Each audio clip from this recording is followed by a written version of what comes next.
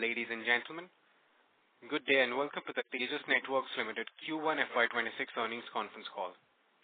As a reminder, all participant lines will be in the listen-only mode, and there will be an opportunity for you to ask questions after the presentation concludes.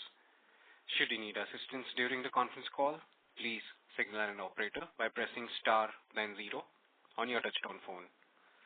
Please note that this conference is being recorded. I now hand the conference over to Mr. Mohit Mishra from ICICI Securities. Thank you, and over to you, sir. Good evening, everyone. Thank you for joining on Tejas Networks Limited Q1 FY26 results conference call. We have the management of Tejas Networks on this call represented by Mr. Arnab Roy, Executive Director and CEO, Mr. Sumit Dhingra, CFO, Dr. Kumar N. Sivarajan, CTO, and Mr. Sanjay Malik, Chief Strategy and Business Officer. I would like to invite Mr. Arnab Roy to initiate with opening remarks, post which we will have a Q&A session. Over to you, sir. Yeah, thank you. Good evening, everyone, and welcome to the Tejas earnings call for Q1. So first of all, just a quick update on our financials for Q1. We had a net revenue of 202 crores, which was lower than our Q4 revenues of 900 crores. We had a loss of 194 crores, which was the loss was higher than our losses in Q4 of FY25. And the order book at the end of Q1 was 1,241 crores, which was which is higher than our closing order book in Q4 of FY25. We also expect, and we have been intimated for winning an order of 1,500 crores for the deployment of the BSNL expansion sites of 18,000 plus sites of BSNL's 4G network. And we expect to be in receipt of the order shortly. The revenue mix for Q1 was India. 81% of the revenue came from India and 19% from international. And the mix of our order book, closing order book, was 92% India and 8% international, still dominated a lot by our India business. So one of the key reasons for the shortfall of revenue in Q1 was the delayed receipt of PO and shipment of 18,000 sites of BSNL 4G network, which we were expecting to do in Q1, but has got delayed a bit. For a few other customers, we also had delays in getting shipment clearances, and also arrival of inventory. And in this quarter, our revenue was led by key shipments to several India private and international customers. Some of the key highlights for the quarter was that BSNL's 4G expansion project has got started, and they have TCS, our system integration partner, has received the APO for additional 18,000 plus sites, and they have intimated to us that the expected value for PO for supply of RAN equipment will be in the range of 1,500 crores. We also received an initial order for a private 5G deployment under BSNL's captive non-public network initiative. And so while this is a small order, this is a important first order for us for this particular application of building 5G, private 5G networks.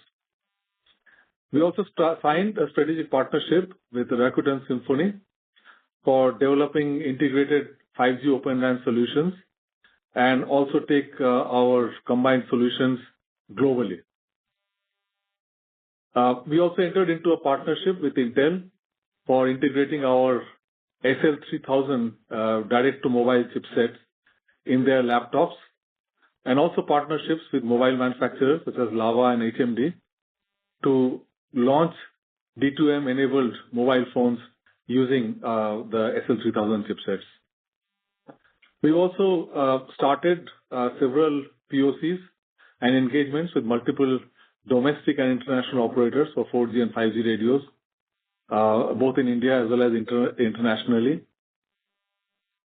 For our wireless business, we received our first order for BharatNet Phase 3 with an SI partner for the supply of IP routers, and we are in engagement with other partners as well for other circles.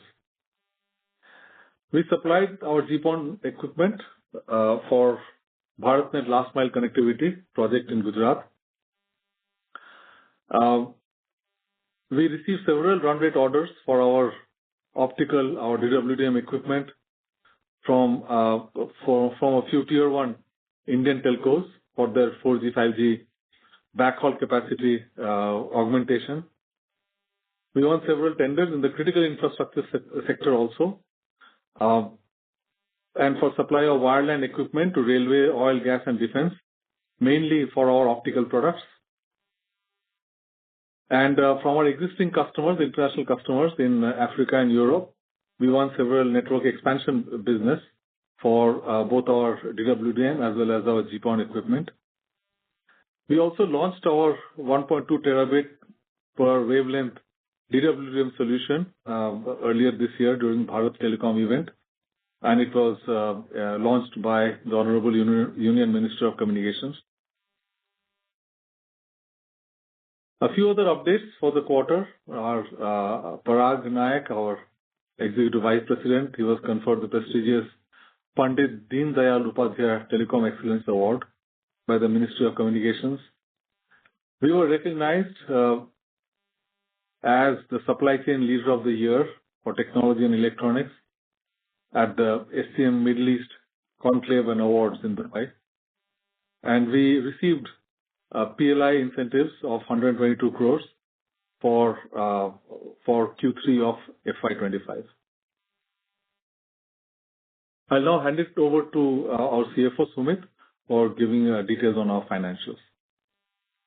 Thanks, Arnav. Good evening, everyone. For the quarter ended June 30, 2025, the revenue for Tejas Networks was 202 crores. Compared to the previous quarter, revenue of 1907 crores. Revenue is lower mainly due to delay in purchase orders, delay in certain inventory arrival and shipment clearances for a few customers. I think, as Arnav briefly mentioned in his statement, our profitability for the quarter at EBIT level was negative 232 crores. This is mainly driven by lower revenue, against which we have significant fixed cost, even though there was an improvement in material margin during the quarter, and also lower variable cost during the quarter, helped partly offset the impact. At PBT level, our profitability stood at negative 297 crores, and the main difference is essentially finance cost of about 75 crores. And PAT for the quarter was negative 194 crores. On the balance sheet side, inventory at the end of the quarter was 2,537 crores, just slightly higher than the inventory for the previous quarter. The increase is mainly to cater to some of the purchase orders that are expected to get executed. And as we've been talking about in the earlier quarters, we've taken some advanced inventory action for certain select components. Our trade receivables stood at 4,453 crores. We had collections of 650 crores during the quarter. The trade receivables are on the higher side, but at the same time, against these, we have advances of about 1,460 crores that are correspondingly also sitting in the other liabilities. So on a net basis, the trade receivable numbers is lower to that extent. Our cash position at the end of the quarter one was 545 crores, and borrowings stood at 3,990 crores. The increase in borrowings is mainly on account of working capital purposes, as well as for certain capex-related investments that we have been doing over the quarters. With this, I'll hand it over to Arnav to make the use. Thanks, Sumit. So, in summary, as far as our business outlook is concerned, we, driven by the continuing growth in data consumption, we see continued investments in fixed and mobile networking technologies worldwide, which is driving our business, the growth of our business. And the key applications are the data center connectivity and led by many of the new AI data centers which are getting established, the continued digitalization of cities and economies, modernization of utility networks, the huge investments that are continuing to happen for broadband connectivity, and the expansion of 4G and 5G networks globally. So these contribute to our continued business drivers, and in line with those applications, we continue to invest in developing our portfolio. And over FY25 and in Q1 FY26, we have expanded our portfolio significantly and increased our addressable market. We continue to evolve our 5G solution and develop multiple 4G, 5G radios over multiple bands. We enhanced our portfolio with advanced 5G massive MIMO radios, both our in-house ones and with the partnership with NEC. We acquired a field-proven 4G, 5G core with the licensing agreement with NEC. Expanded our IP/MPLS router family to cover multiple access aggregation networks, including BharatNet. We enhanced our optical portfolio with state-of-the-art transmission technology of 800 gigabits and 1.2 terabits per channel DWDM systems, and enhanced our FTTX portfolio with 10 gig PON products. So our addressable market segments for our products are projected to grow globally, and our domestic opportunities include large projects in both private and government sector, where the investment in networks continue in response to the huge demand in bandwidth. We have signed up several new customers and new application wins in both private and government sectors, which are set to expand in the current year. Our partnerships with NEC and Rakuten are expected to give us access to global customers and expand our joint go-to-market opportunities in the international markets. And our continued investment in expanding our global sales footprint and strategic initial wins will give us strong momentum for increasing our international business. In summary, we are bullish about our growth drivers, and we continue to invest in R&D and sales investments and go-to-market as we look forward to growth in our business in the coming years. So with that, we will open the floor to questions. Thank you very much. We will now begin the question and answer session.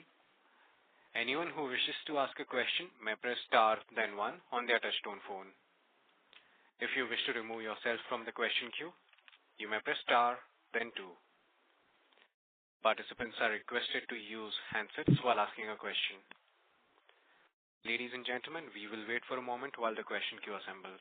Again, to register for a question, please press star then one.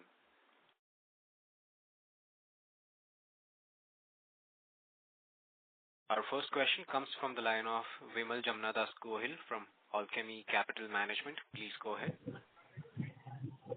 Yeah, thank you for the opportunity. I hope I'm audible. I apologize for the background noise since I'm Yes, Vimal, you're audible. Incrementally, the 22 crore revenue, what has contributed to that? If you can help me with the understanding, what projects have contributed to that growth of this quarter? Thank you. We couldn't hear you properly. Was it which projects for the 202 crore revenue, or was it something else? Which order contribute? I'm really sorry to interrupt, Vimal, sir. Your line is breaking in between.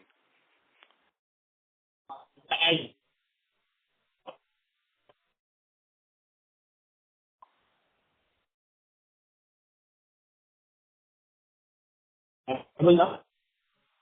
So still your line is breaking. Okay.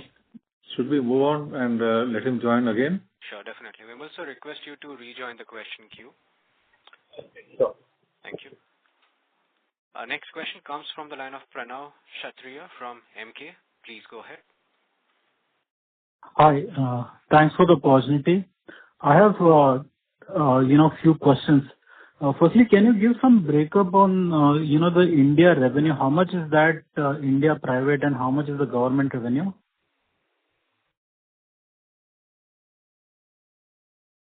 Okay.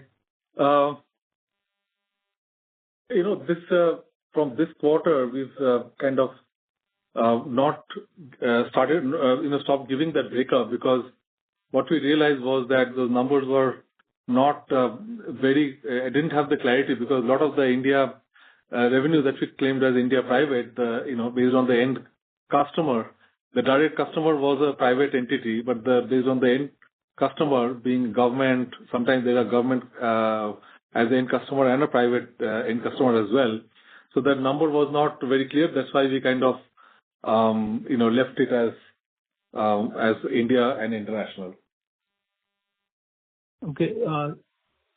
Okay, fair enough. In general, as far as the past criteria is concerned, the way we used to report, the India government revenues were around 16% of the total, and the rest of it was India private. Okay. Thank you. Second question is that, we've seen quarter-on-quarter decline in employee cost. How should we look at the employee cost going ahead? And is it because of larger, capitalization of some of the expenses? I think there's a decrease in employee cost in this quarter, mainly on account of certain provision reversals that happened on account of certain exits from the company. And also there were certain other variable pay provisions which got reversed. In general, our employee cost is in line with our investments that we've been talking about, particularly on the R&D and international sales side, and expected to continue to increase going forward. Okay. One more question is, you talked about 4G and 5G, proof of concept being employed with various international as well as domestic private customers. So my question is that how long should we see this culminating into the revenue? Because if I look at, you have in the previous call very categorically clarified that, FY24 should be seen as a base and not FY25. So from that point of view, how important is scaling up a 4G, 5G proof of concept for revenue? And will that revenue come in this year or it's more likely to come in next year for if at all this fructifies?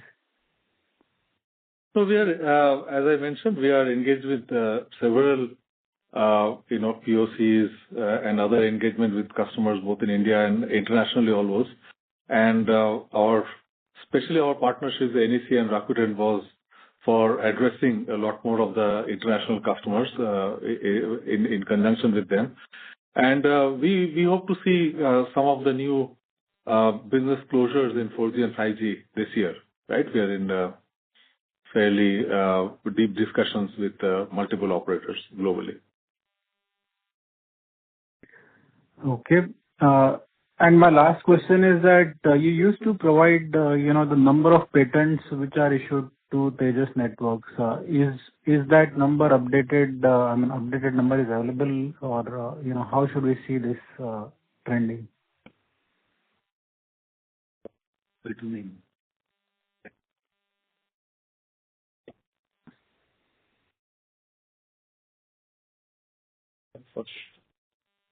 Yeah, the total patents that we have today are 548. Okay. Okay. Thank you. That's it from my side. I'll come back in the queue for more questions. Thank you. Thank you. Our next question comes from the line of Ritesh from Girik Capital. Please go ahead. Yeah, thanks for the opportunity. Couple of questions on accounts. What does this pertain to allowance for expected credit loss of 18 crore? Is this on BSNL or any other project? It is across our customer base. Basically, every quarter we do expected credit loss provisioning based on our metrics and as per accounting standards. And this is a combination of movement in the credit loss through the quarter. So it is not necessarily linked to any one particular customer. Okay. If you see our historical data, I think every quarter we report this number, Sure. capturing the movement in the credit loss through the quarter. And this 4,500 crore receivables, this would be more on a BSNL. And what is the typical payment cycle on this? A large part of it is on account of BSNL 4G project, and there are other receivables as well. And the payment cycle or collection cycle on this is linked to certain milestones, which are related to project delivery and project execution and installation commissioning, and thereafter certain other steps leading up to the closure of or completion of the network rollout. So more than the timelines, it's linked to completion of those milestones. Sure. So by September balance sheet, the majority of this receivables will be collected, or it's a long duration? So we expect a reasonable reduction in these receivables over the next couple of quarters through the year. Also, on the operational side, now the 4G 1 lakh sites is done. How is the review of the performance of this 100,000 sites, and is there any fine-tuning needed, or this project is as per the expected your parameters? This is Kumar. Yeah, so the radios over 90,000 sites are deployed and functioning, and the performance of the network is satisfactory. There's always some optimization needed in all mobile networks for improving coverage and reducing call drops and things of that nature. That continues, but the product performance is quite satisfactory. Okay, that's great to know. Also, if you can comment on this initial order of the BSNL CNP and Captive Non-Public Network Initiative. So, what kind of order size one can look at once this initial orders are happening? Well, as I said, this is our first deployment, first win and deployment of this private 5G network. It is a small order for one of the utility companies, and as we complete our deployment and all over here, this could be a good reference for us for many other applications like this in India as well as globally. So can we say that what you were doing for the government as a government business now can happen on this totally on captive power, captive network over next, say, 3-5 years? I didn't understand the connection with the government. It is our same standard products which have a different application for the private 5G networks, and it's not connected with in a government network. What do you want to add? Yeah, so the CNPN is just the term for what is normally called private 5G networks. So this is a network within an industrial complex or a mine or campus, which uses the spectrum of an operator, because India hasn't auctioned spectrum specifically for private 5G, but then the network is built and operated by the private entity. So this is what is normally called private 5G, and we're just making, beginning in that business. Sure. That's all from my side. Thank you, sir. Thank you. Our next question comes from the line of Pratap Maliwal from Mount Intra Finance. Please go ahead. Hello, am I audible? Yes, Yes, please you go are. ahead. Thank you. My line got cut in between, so I apologize if these are repeat questions, but just a couple of questions here on the BSNL expansion order 1526 crores that you pointed out. So do we expect to receive it and then execute it within this financial year? Yes, that's what the expectation is. Okay. And just a follow-up here. So there was a news article where there was a statement by the Minister of State for Communications who said that after successfully installing 100,000 towers on 4G, we'll approach the cabinet to approve another 100,000 towers. Probably a little premature to ask it, but then is there any detail or any color you can give me on this? No, we've also read about the article. We've heard about it. And as of now, we have not received any intimation of the process of how that will go through. But we do expect to participate in that if that comes and, compete favorably in this opportunity. Sure, sir. And regarding the BharatNet orders, did you call out the order size that we are winning here in the BharatNet? What was the question? The BharatNet? What was it? The order size that we are competing for here? Okay. No, we don't disclose the order values per customer or per order. We don't do that. Okay, sure, sir. Thanks for taking my call. Thank you. Before we take the next question, a reminder to all the participants, if you wish to register for a question, you may press star, then 1. Our next question comes from the line of Vikash Bed, an investor. Please go ahead. Yeah, hello, sir.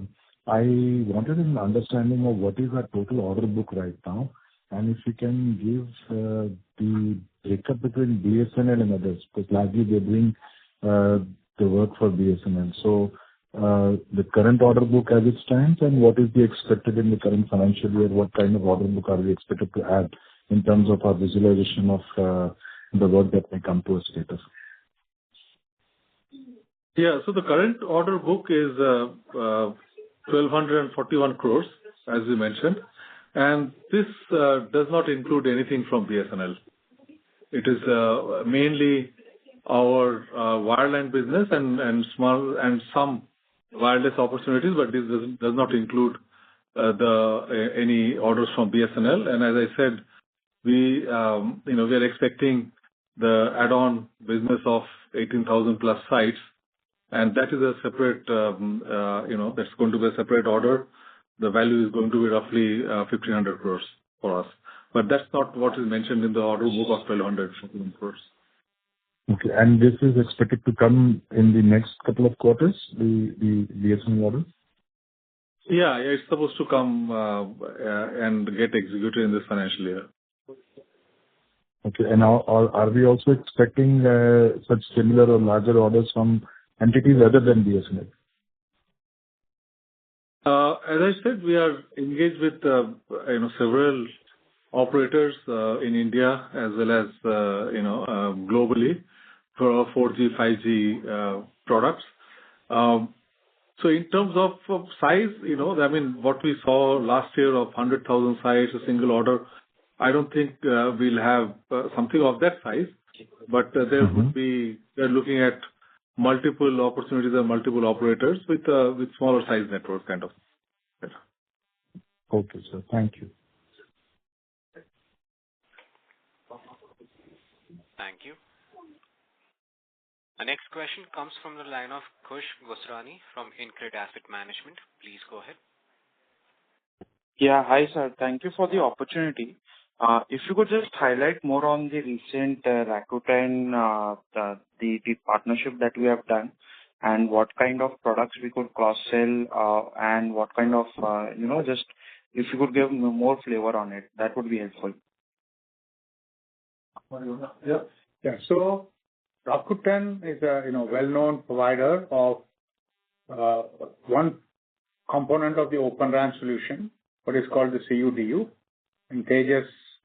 So we are working with them to offer a joint solution with Rakuten CUDU and Tejas radio units to customers worldwide. So that's the nature of the collaboration. Sure. And so how Rakuten equipments have been used? So where majorly what my understanding was in Japan, but outside Japan, how has been their performance? I believe they are used in Japan and Europe and other places around the world. I'm not aware of all the countries. They are used outside of. Sure, got it. And in terms of our balance sheet, the inventory, would we need to invest more if post the 1,500 crore, but for the 18,000 POs come, would we require more debt to increase our inventory, to procure the inventory, or the debt level should remain around 4,000 crores? I think we made significant procurement for that order, but we may need to still do some incremental orders, particularly where the lead times are not as high. Okay. Regarding your question on whether this would increase the debt or would it come down, I think it's a function of when the orders materialize vis-a-vis some of the other working capital movements. So difficult to comment on the debt levels from that perspective. Sure. And last question would be, what is your CapEx plans for this year, if you could highlight on that? I think we continue to invest in both on the R&D side and also to some extent on developing our supply chain for the increased product portfolio or expanded product portfolio as we go along. In addition to that, as we announced a couple of quarters back, we had technology collaboration with NEC. So some of these aspects are essentially what are going to drive our investments and capex over the next few quarters. Beyond that, I think it will be difficult to give a number around that. Okay, but it should remain similar to last year's level of 650 crores, or? I think progressively it may increase a little bit. And in addition to that, there would be an impact of NEC-related investments that we've talked about. So all that would cumulatively impact the capex for the year. Sure. Got it. Thank you so much. I'll get back in the queue. Thank you. Participants, you may press star and 1 to ask a question. Our next question comes from the line of Ritesh from Girik Capital. Please go ahead. Yeah, the question is on BharatNet. Several people have announced the huge order wins, but we haven't got many orders, or is the PO getting delayed on that? Your comments on? No, as I mentioned, we've also started receiving orders for the BharatNet project for our routers. I think the people who have announced the large orders are the system integrators who have won the tenders in different circles, and their order consists of not only the equipment but also fiber and deployment and services and building NOCs and all those kind of things, right?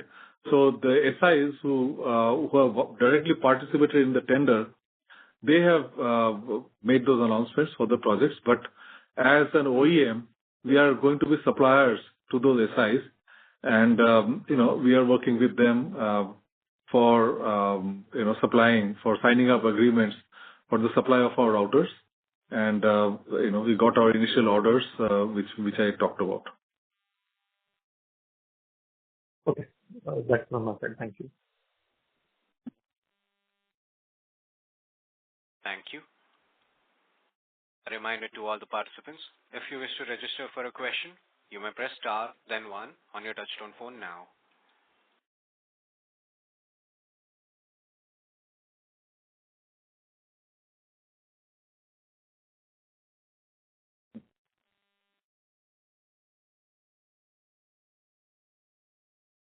Participants, you may press star, then 1 to ask a question. Our next question comes from the line of Kush Gosrani from InCred Asset Management. Please go ahead. Yeah, hi. Just on the receivable side, you mentioned it would be on milestone basis that you will receive on the previous BSNL order. but these milestones should get completed in next 1 year, or it will take more time to, reach these milestones? How should we think about it? A large part of it should get, collected during this financial year. There will be a small portion which could go beyond that as per the milestones, but significantly large part should get done this year. Sure. Okay. Got it. Thank you. Thank you. Our next question comes from the line of Karan Raja from 54 Ventures. Please go ahead. Good evening, everybody, and thank you for the opportunity. Am I audible? Yes, you are, Karan. Sir, to a previous participant, we spoke about the 2 circles where we have been considered and been awarded the PO for the BharatNet deployment. Would you be able to share the number or perhaps a range for the circles where we may not be considered? No, I think there is nothing like that. I think there are multiple SIs who have won the different circles, and most of them have bid our equipment as one of the OEMs for their outer supplies. And as of now, we are in discussions with many of them, which is in some cases going through testing, going through certification, all this kind of thing. And we are in discussion with many of them for supplying our routers for their circles. So that's where things are. So it will not be possible to say where we are going to finally be deployed and not deployed kind of a thing.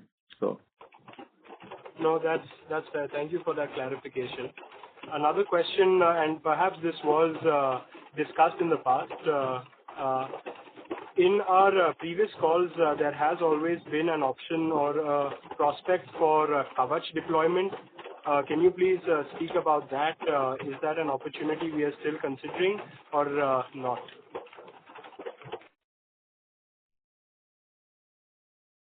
No, I think Railways also is going to go for this captive network, and they are considering the various technology options as of now. So we are definitely engaged with that. And yes, the tender has got delayed a little bit, but once it is released, that we would be one of the strong contenders for it. All right, so a couple more questions. One, considering the recent geopolitical actions, my assumption is that telecom equipment now becomes critical, and especially indigenous telecom equipment becomes critical as part of national security. Have we received any interest from the Ministry of Defense or any other undertakings for any form of project? So we are engaged with the defense sector for their upcoming opportunities. As you know, we have in the past we have supplied to defense networks, in different multiple projects and in different kind of applications. So we remain engaged right now. I mean, as of now, there is no major specific project to really talk about, but there are several discussions ongoing for multiple applications. Fantastic. Thank you so much for your questions, and have a lovely evening, everyone. Thank you. Thank you. Our next question comes from Ritesh from Girik Capital. Please go ahead. The question is on NEC collaboration. So the entire investment will happen in this year itself, or will it be over FY26 and 27? A large part of it will happen this year. I think maybe a small portion it could trickle down to the next year as well. Okay.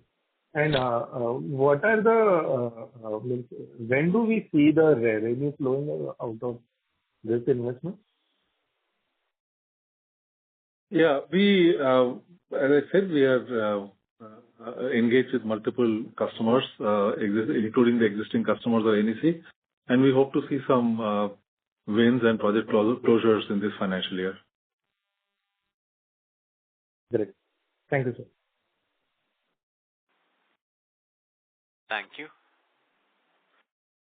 As there are no further questions from the participants, I now hand the conference over to Mr. Arnab Roy for closing comments. Thank you. So, I would like to close by saying that, the global, our business opportunity, our business driver still looks quite strong, based on the demand for data and bandwidth growth. So we remain bullish about our future, and we continue to invest in R&D for developing, expanding, and evolving our products, and as well as invest in partnerships and other sales growth globally in line with the opportunities that we see. And over a period of time, we do see significant growth in our business as we continue to execute on our business plans. So thank you, and thanks to everyone for taking the time and attending the conference. And with that, I'd like to close the call. Thank you. Thank you. On behalf of Tejas Networks Limited, that concludes this conference. Thank you for joining us, and you may now disconnect your line.